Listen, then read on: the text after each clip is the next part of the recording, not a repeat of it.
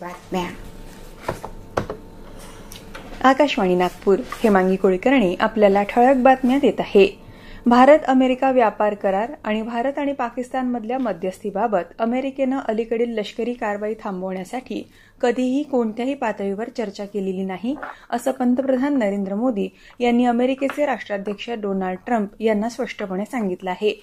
पंतप्रधान मोदी आणि ट्रम्प यांच्यात दूरध्वनीवर या संदर्भात चर्चा झाल्याची माहिती परराष्ट्र सचिव विक्रम मिस्री यांनी दिली. या चर्चेत पंतप्रधान मोदींनी ऑपरेशन सिंदूरबाबतही माहिती दिली. लष्करी कारवाई थांबवण्याबाबतची चर्चा भारत आणि पाकिस्तानमध्ये थेट दोन्ही सैन्यांमध्ये स्थापित केलेल्या विद्यमान माध्यमांनुसार झाली आणि ती इस्लामाबादच्या विनंतीवरून झाली. भारतानं कधीही तृतीय पक्षाची मध्यस्थी स्वीकारली नाही आणि भविष्यातही अशी मध्यस्थी स्वीकारणार नाही, असं मोदी यांनी स्पष्ट केलं.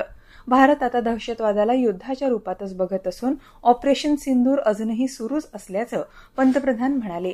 यासह इतर जगातील घडामोडींवर उभय नेत्यांदरम्यान चर्चा झाल्याचं मिस्त्री यांनी सांगितलं.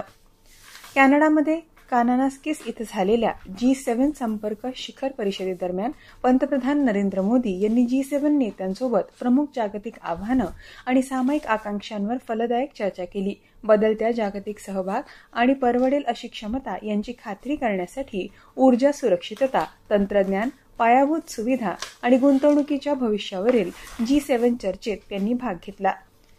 जागतिक संगीत दिनानिमित्त येत्या 21 जून रोजी देशातला पहिला सृजनशील आणि सांस्कृतिक रेडिओ महोत्सव तसंच महाराष्ट्र आशा रेडिओ गौरव पुरस्कार सोहळा मुंबईत होणार आहे.